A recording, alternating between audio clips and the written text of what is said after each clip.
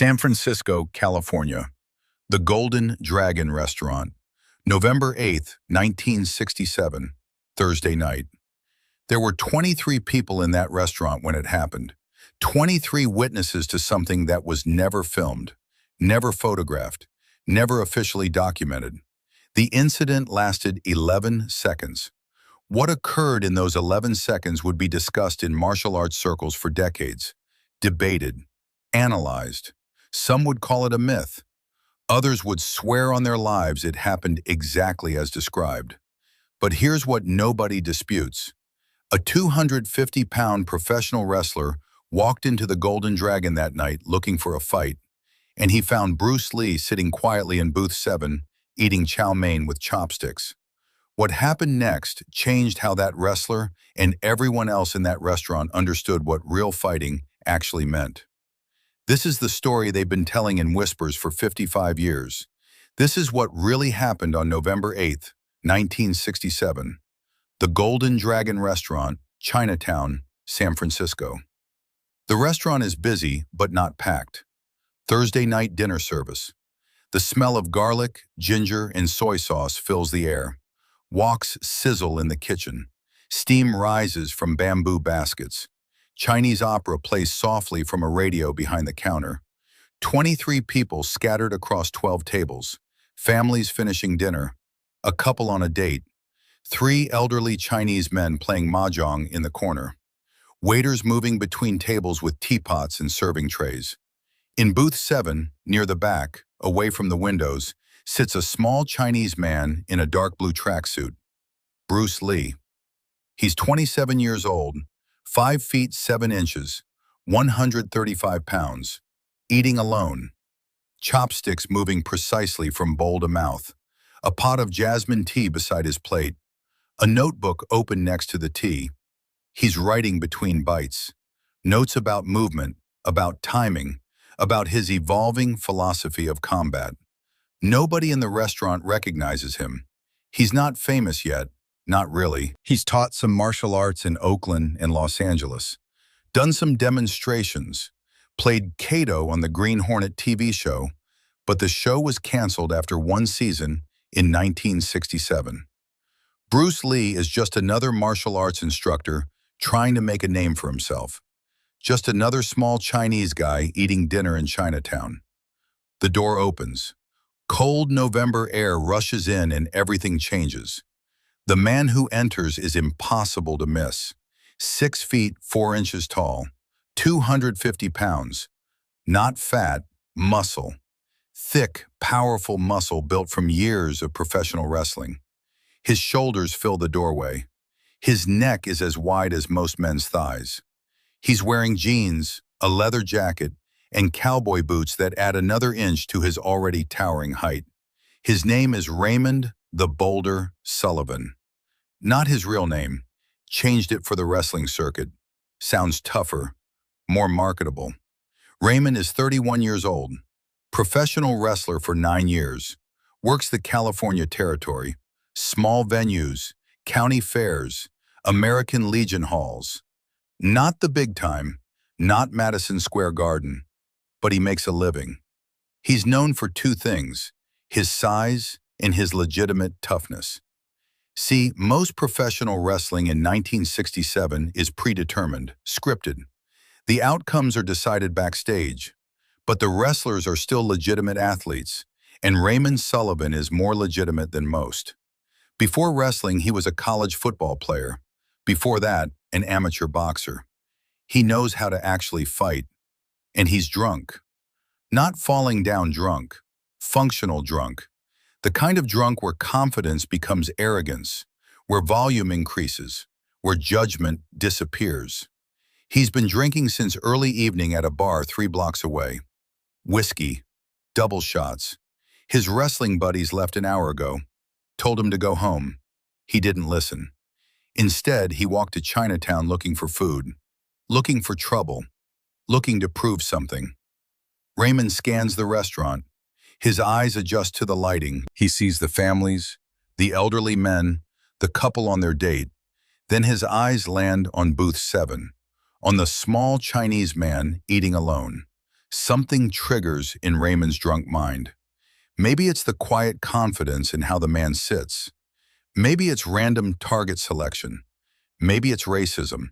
The kind of casual, thoughtless racism that was even more common in 1967 than today. Whatever the reason, Raymond walks directly toward booth 7. His boots thud on the floor. The restaurant gets quieter. People notice the big white man moving through a Chinatown restaurant with purpose. This isn't normal. Bruce doesn't look up, keeps eating. Chopsticks to bowl to mouth. Peaceful. Focused. Raymond stops at the booth, stands there, looming, blocking the light. Bruce takes another bite, still doesn't look up. Raymond speaks. His voice is loud, carries across the restaurant. "Hey, you!" Bruce sets down his chopsticks slowly, carefully places them parallel across the top of his bowl. Then he looks up. His face is calm, neutral, waiting. "You do kung fu?" Raymond asks. Not really a question, an accusation. Bruce studies him for a moment, takes in the size, the stance, the smell of whiskey, the aggressive energy. "I practice martial arts, yes." His voice is quiet, controlled, accented but clear. Raymond laughs, too loud. "Martial arts? Kung fu? All that choppy Bruce Lee stuff. Wait, are you actually Bruce Lee?" One of Raymond's drinking buddies mentioned something earlier. Some Chinese guy on TV who did karate or kung fu or whatever. The Green Hornet show. His buddy said the Chinese guy was supposed to be tough. Raymond didn't believe it, thought it was Hollywood nonsense, stuntmen and camera tricks. Bruce doesn't answer the question, just looks at Raymond, waiting to see where this goes. "I'll take that as a yes," Raymond says. "You're that TV kung fu guy, Kato, right?" "I played that role, yes." Raymond leans against the booth. His mass makes the whole structure creak. "Let me tell you something, Bruce Lee. TV kung fu and real fighting are two different things." The restaurant is completely quiet now. All 23 people are watching, some pretending not to, others openly staring. "I am a professional wrestler," Raymond continues. "I fight for a living. Real fights, not camera tricks, not pulled punches. Real." Bruce picks up his teacup, takes a sip, sets it down. "Professional wrestling is entertainment, scripted." His tone isn't insulting, just factual. But Raymond's face darkens. "You calling me fake?" "I'm saying the outcomes are predetermined. This is not controversial information." Raymond's jaw clenches. The alcohol and ego are mixing badly now. Maybe the outcomes are predetermined, but the physicality is real. The strength is real. And I guarantee you, little man, that I could break you in half before you could land one of your choppy kung fu moves. Bruce doesn't react, doesn't get defensive, doesn't posture, just sits there, calm, present. "You probably weigh, what, 130 pounds? Raymond continues. "I weigh 250. I've got 120 pounds on you. You're too small to fight someone like me. This kung fu stuff only works in movies." One of the waiters approaches nervously. Older Chinese man, maybe 60. "Sir, please, no trouble. This is restaurant, please." Raymond ignores him completely, eyes locked on Bruce. "I'm not trying to disrespect you," Raymond says, though his entire tone and posture suggest otherwise. "I'm just being honest. Real fighting is about size and strength. Always has been. That's why we have weight classes in boxing. That's why the big guys win." Bruce finally speaks. "Size and strength are factors, yes, but they are not the only factors in real fighting." "Yeah, they are. You believe this?" "Absolutely." "I know this, absolutely," Raymond says. "I've been in real fights, street fights, back alley brawls. I fought big men, tough men. Size always wins." Bruce nods slowly, considering. "Then have you ever fought someone trained in efficient movement?" "Efficient movement?" Raymond laughs. "You mean dancing around? Spinning kicks? Movie nonsense? I mean economy of motion, directness, using your opponent's force and momentum against him. That's theory, philosophy. When a 250-pound man grabs you, philosophy doesn't help. Strength helps. Size helps. Bruce sets his napkin on the table, slides out of the booth, stands up. The height difference is shocking.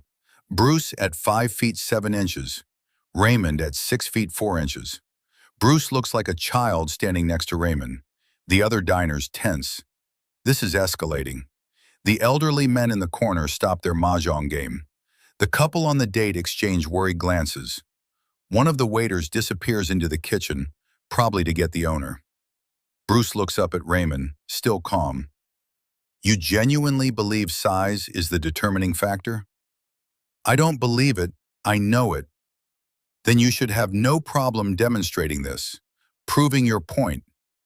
Raymond's eyes narrow. You challenging me? I'm offering you an opportunity to validate your thesis. You say size determines the outcome. I say technique and efficiency can overcome size. One of us is correct. You want to fight me here? In a restaurant? Not fight. Demonstrate. You attempt to grab me, restrain me, use your strength and size. I will show you why this approach has limitations. The restaurant owner emerges from the kitchen. Mr. Chen, 55 years old, has owned the Golden Dragon for 20 years. He sees the situation immediately. No fighting. No fighting in restaurant. You fight, I call police. Bruce turns to Mr. Chen, speaks in Cantonese, rapid, respectful. Mr. Chen listens, looks skeptical, argues back in Cantonese. Bruce responds, gestures to the space near the back of the restaurant, away from the tables, says something about demonstration and no damage, and very quick. Mr. Chen looks at Raymond, then at Bruce, then at his restaurant full of nervous customers. He's calculating. A fight will damage his restaurant, scare customers, bring police. But Bruce is speaking respectfully, promising it will be brief and controlled. And honestly, Mr. Chen is curious. He's heard of Bruce Lee, knows he teaches martial arts, wants to see if the small man can handle this giant drunk white man. Mr. Chen sighs, points to the back area near the kitchen entrance, space between the last booth and the wall, maybe 12 feet by 8 feet. Enough room there, quick, no break anything. Raymond grins. This is happening. You sure about this, little man? I don't want to hurt you. Bruce is already walking to the cleared space. Your concern is noted. The makeshift arena. The 23 people in the restaurant rearrange themselves. Nobody leaves. Everyone wants to watch. Families pull back to give room. The elderly men abandon their mahjong game completely, move their chairs for a better view. The couple on the date scoots their table aside. This is the most interesting thing to happen at the Golden Dragon in years. Bruce stands in the cleared space, relaxed, hands at his sides, breathing normally. He's wearing the dark blue tracksuit, soft-soled shoes. No warm-up, no stretching, no fighting stance. Just standing natural like he's waiting for a bus. Raymond pulls off his leather jacket, hands it to one of the waiters, who takes it reluctantly. Raymond rolls his shoulders, cracks his neck. He's done this before. The pre-fight ritual. Intimidation through physicality. In his t-shirt, Raymond's size is even more apparent. His arms are massive. His chest is a barrel. His hands, when he makes fists, are enormous. He's fought in bars, in parking lots, in wrestling rings. He's won most of those fights through sheer physical dominance. Grab, squeeze, throw, pin. Simple, effective. Mr. Chen speaks from behind the counter. Okay, demonstration. No punching face, no break furniture. Somebody get hurt, we stop. Understand? Both men nod. Raymond settles into a wrestler's stance. Weight low, hands out, ready to shoot for a takedown or clinch. This is his game. Get close, use the size, control the body, end it fast. Bruce still hasn't taken a fighting stance. Still just standing there, loose, present. Raymond frowns. You going to put your hands up? Get ready. I am ready. You don't look ready. You look like you're waiting in line. Readiness is not about posture.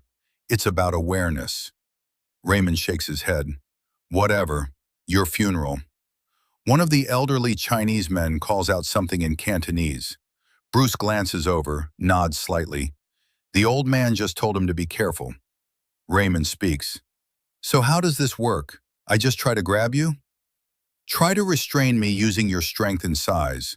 Show everyone here that your advantages make me helpless. This is what you believe? Yes, this is what I know. Then demonstrate. Raymond doesn't wait, doesn't telegraph, just moves. For a big man, he's fast. 9 years of professional wrestling, years of football before that. He knows how to explode from a stance. He shoots forward, arms extending for a clinch, aiming to grab Bruce's torso, pull him in, lock him up. The restaurant holds its breath. Raymond's hands close on empty air. Bruce is not there. He's moved. Not dramatically, not a big jump or dive, just a subtle shift. Weight transferred, angle changed. Barely perceptible to the untrained eye, but enough. Raymond's momentum carries him forward into nothing. Raymond recovers, resets, plants his feet, tries again. This time he doesn't shoot, he walks forward. Hands out, trying to corner Bruce against the wall. Use the limited space to trap him. Bruce moves along the wall, smooth, economical, every step precise. Raymond follows, cutting off angles, using his size to shrink the available space. Then Raymond commits, lunges, both hands reaching, and for the second time, Bruce isn't where Raymond expected him to be. This time, Bruce has moved inside Raymond's reach. Closer, not farther. Counterintuitive. Raymond's arms are extended past Bruce's position, and in that half second where Raymond is overextended, off balance, Bruce moves his hands, touches Raymond's lead arm. Not a grab, not a push, just contact. Light, precise contact at the wrist and elbow. And Raymond, all 250 pounds of professional wrestler, suddenly finds himself rotating, his body turning against his will, his balance gone, his feet scrambling to catch up with what his upper body is doing. Bruce guides the rotation, doesn't force it, doesn't muscle it, uses Raymond's own forward momentum, adds a subtle angle, and Raymond spins 180 degrees. Now Raymond is facing away from Bruce, confused, off balance. The entire restaurant gasps. Raymond catches himself, stumbles forward 2 steps, turns back around. His face is flushed. That wasn't supposed to happen. What the hell was that? Bruce returns to his neutral stance. Redirection. Your momentum. Your force. I simply gave it a path. You got lucky. I wasn't ready. You moved with full commitment. You were ready. Raymond's breathing is harder now. Not from exertion, from frustration. He's a professional athlete. He understands physical confrontation. What just happened doesn't make sense according to his experience. Big men control small men. That's the rule. Again, Raymond says, you're certain? This time Raymond changes strategy. No more reaching, no more extending. He's going to use his wrestling base, stay compact, close the distance. Once he gets his hands on Bruce, really on him, it's over. He'll bear hug him, lift him, show everyone that when technique meets raw strength, strength wins. Raymond moves in slower this time, controlled, hands up, protecting his center line. He's not giving Bruce anything to redirect. He's going to make contact, establish grips, then impose his will. 3 feet between them, 2 feet. Raymond's hands shoot out fast, aiming for Bruce's shoulders and upper arms. The beginning of a clinch that will lead to a bear hug, that will lead to Bruce being lifted off the ground like a child. Contact. Raymond's hands land on Bruce's shoulders for exactly 1/10 of a second, because Bruce drops. Not falls, drops. His weight sinks, his stance lowers, and as he drops, his arms come up inside Raymond's grip, not fighting the hands, joining them, following their pressure. Bruce's forearms make contact with the inside of Raymond's wrists, gentle pressure upward and outward. Raymond's grip breaks. His hands are pushed up and away from Bruce's body. The clinch that was forming evaporates. And now Bruce is inside Raymond's guard. Close. Too close. Closer than Raymond wanted anyone to be. Bruce's right hand touches Raymond's solar plexus. Just touches. Fingertips. No push. No strike. Just contact. Here, Bruce says quietly, this is a target. If I push here with force, your diaphragm contracts. You cannot breathe. You panic. The fight ends. His left hand moves to Raymond's throat. Again, just touching. Fingertips on the Adam's apple. Here, 3 pounds of pressure. Your trachea collapses. You cannot breathe. The fight ends. His right hand shifts to Raymond's floating rib. Here, 12 pounds of force at the correct angle. Your rib breaks, punctures your lung. You cannot breathe. The fight ends. Raymond is frozen. He's never felt more vulnerable in his life. This small man is inside his defenses, touching him with casual precision, calmly explaining how easily he could end him. You notice the pattern, Bruce continues. Size gives you strength, but strength requires structure. Break the structure, size becomes irrelevant. Bruce steps back out of range, hands return to neutral position. Raymond stands there, breathing hard now. Not from physical exertion, from the psychological impact of what just happened. He grabbed at Bruce twice.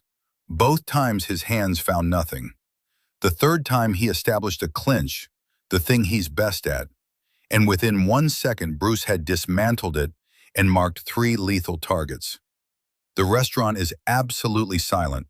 No one moves. No one speaks. Even the kitchen sounds have stopped. Everyone watching is trying to process what they're witnessing. This isn't a fight in the traditional sense. There's no violence, no impact, no damage. But everyone understands they're seeing something profound.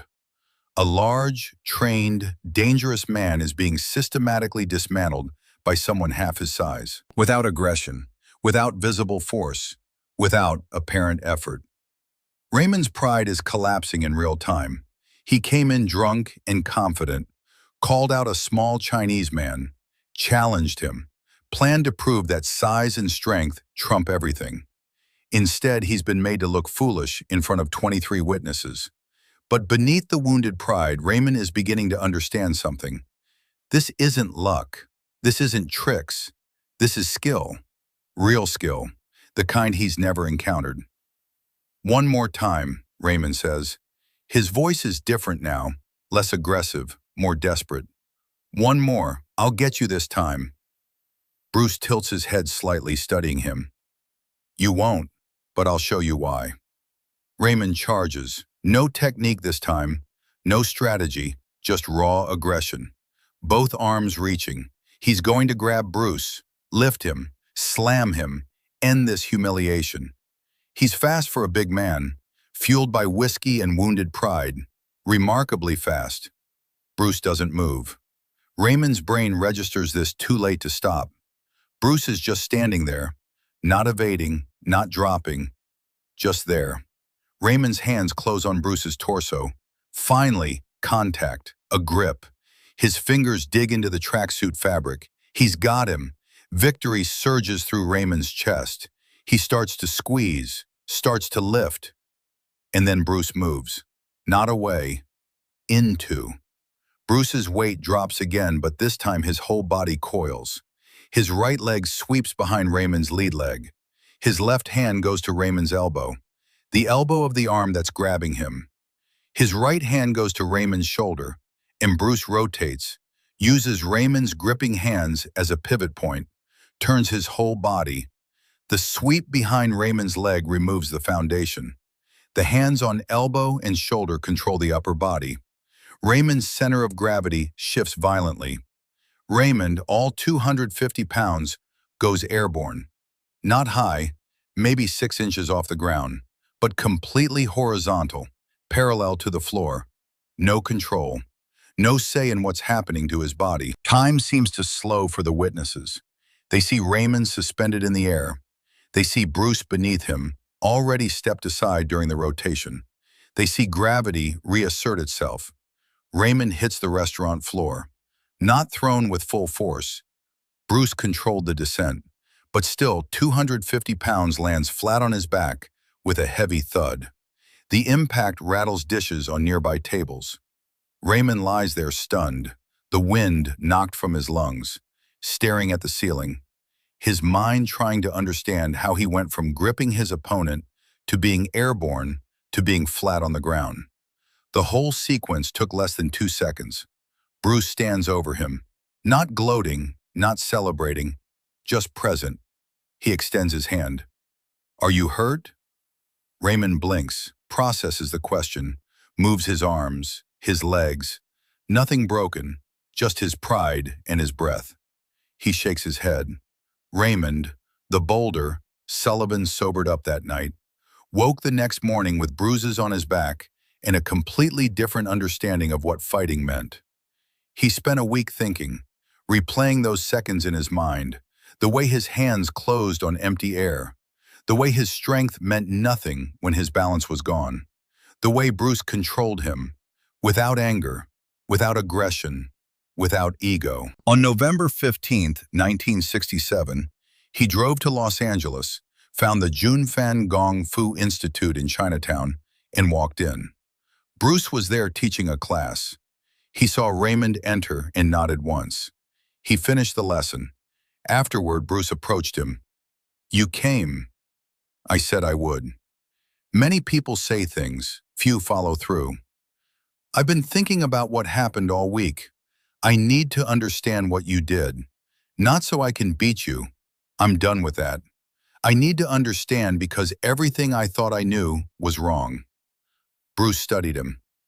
"You're willing to empty your cup?" "Completely empty." "Then we start Monday, 6 a.m. Don't be late." Raymond trained with Bruce for 8 months, November 1967 to July 1968. He never became a master, never reached Bruce's level, but he learned. He unlearned his reliance on size, discovered that true power comes from structure, timing, and efficiency.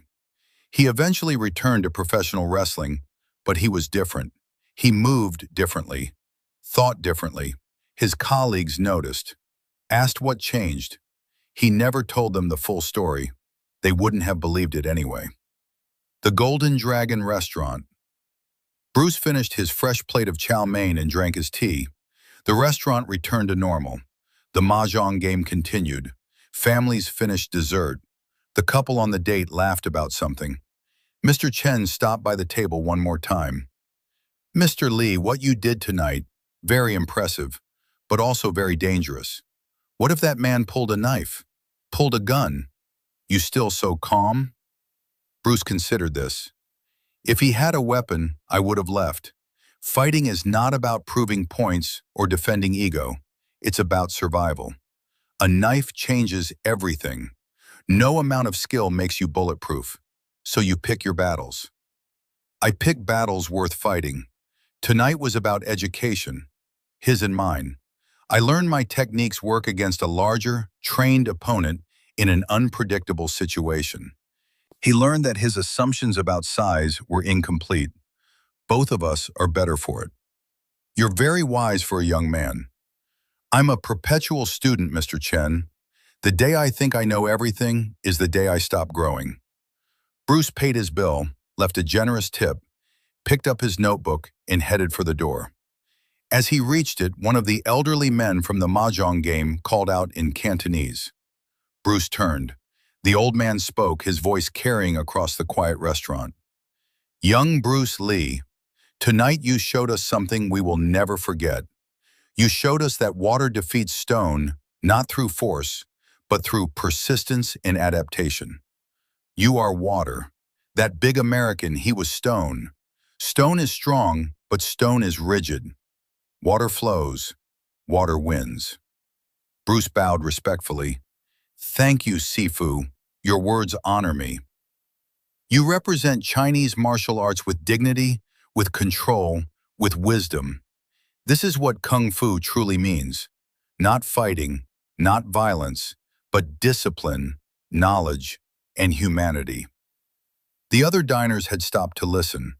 Some didn't understand Cantonese, but they understood the tone, the respect, the weight of the moment. Bruce bowed again, deeper this time. Then he left. The door closed behind him. The November night was cold. Fog rolled in from the bay. Bruce walked to his car, a worn 1957 Ford sedan.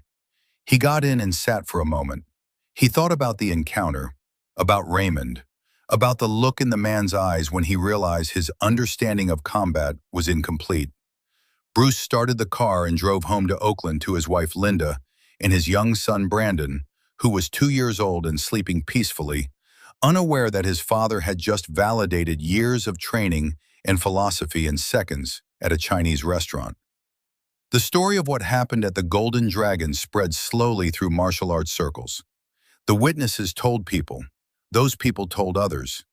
The story changed slightly with each telling. Some versions had Bruce fighting multiple men. Some had him breaking bones.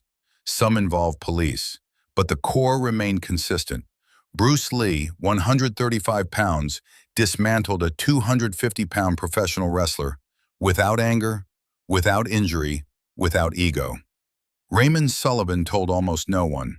When he did, years later, people thought he was exaggerating or lying. A man his size admitting defeat to someone much smaller sounded like fiction. But it wasn't fiction. It was a brief encounter that changed 2 lives and validated a philosophy that would eventually influence martial arts worldwide. Bruce Lee went on to become the most famous martial artist in history. He made films that inspired millions. He developed Jeet Kune Do, a philosophy of combat that transcended style and tradition. He died in 1973 at 32 years old. What he demonstrated that night, that technique and efficiency can overcome size and strength, that mastery is about control rather than destruction, that wisdom matters more than aggression, endured. The Golden Dragon restaurant still stands. Booth 7 remains. On the wall beside it hangs a small black and white photograph of Bruce Lee taken in 1967. Beneath it, a plaque reads, Bruce Lee sat here, November 8, 1967. The current owner, Mr. Chen's grandson, sometimes shares the story with visitors.